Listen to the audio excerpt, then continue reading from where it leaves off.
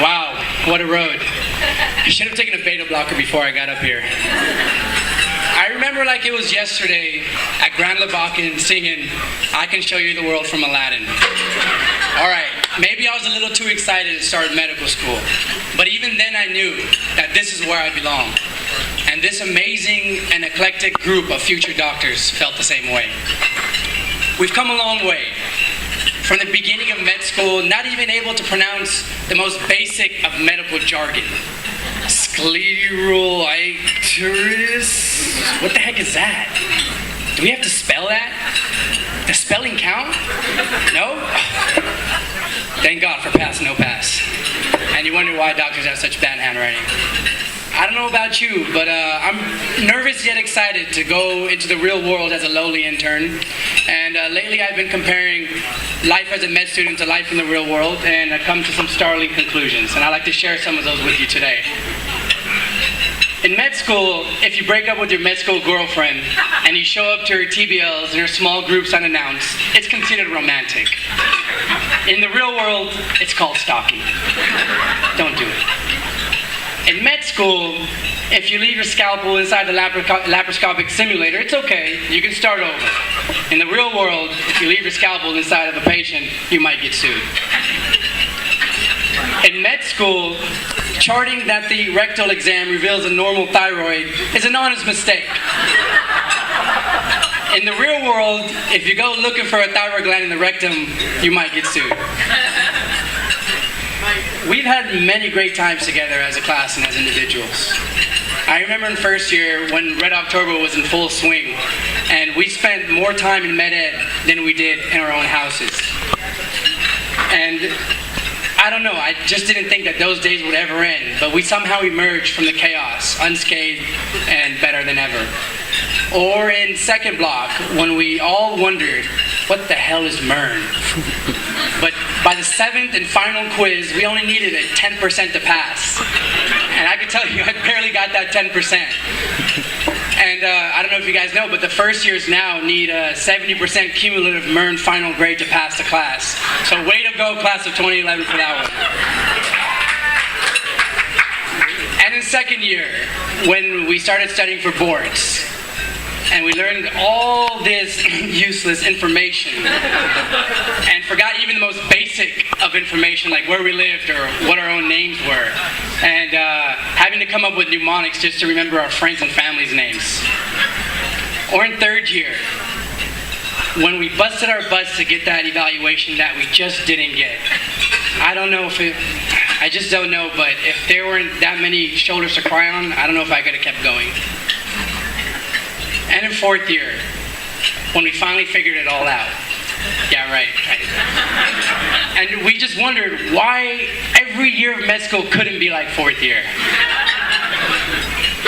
We've been there for each other every step of the way, and I, for one, will never forget the help I've received from faculty, from staff, from friends and family, but most importantly, from my classmates, my brothers and sisters.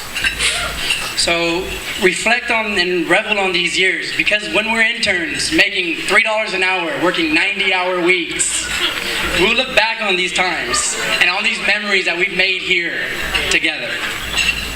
It will be on these days that we have to remember to not sweat the small stuff and to take inventory of our lives, of our accomplishments, and of our futures.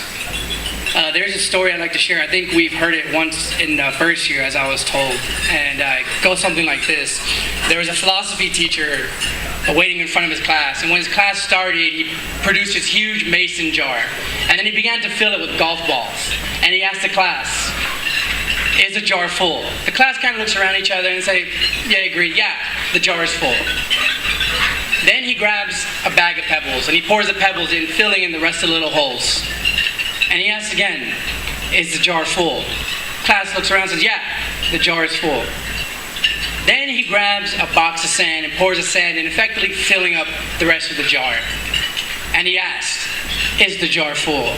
The class unanimously said, "Yes, the jar is full." And finally, he produces 2 cans of beer, opens them up, pours them into the jar. Class laughs a little bit. So then he goes on to say that This jar represents your life, and the golf balls represent the big things in your life, the important things, your happiness, your health, your friends, your family. The things that if you removed everything else out of the jar, your life would still be full. Now the pebbles, they represent the other things that are important. Your car, your job, your house. And the sand, well, the sand just represents all the other stuff, the little stuff. The stuff that we tend to sweat too much about. Now, if you fill that jar up with sand first, you have no room for golf balls and pebbles in your life. The same goes for your life. If you spend your life sweating the small stuff, you have no room to enjoy the things that really matter. Pay attention to the things that are critical to your happiness. Play with your children. Take your spouse out on a date. Watch your favorite TV show. Go to the park. There will be always time to clean the house and fix the disposal. Take care of the golf balls first, the things that really matter, and the rest is just sand.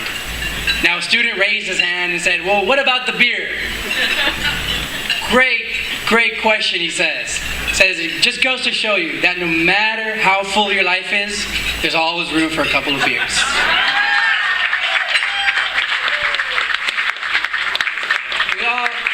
We all came to med school for one reason, to help others. It's that simple. And as we continue our journey and start our careers in every field of medicine from A to Z, we must remember why we are here, what our calling in life is, and to hold steadfastly to these ideals. To the UC Davis School of Medicine class of 2011, I want to personally say thank you. I want to thank you for your commitment and dedication to the practice and art of medicine. Thank you for being there for each other in good times and in bad. And most importantly, thank you for showing me what true friendship and camaraderie is. Now, I want to finish with a toast. And some of you guys may have heard this toast once or twice or 100 times before. But if you guys want to raise your glasses, this is a good time to raise your glasses.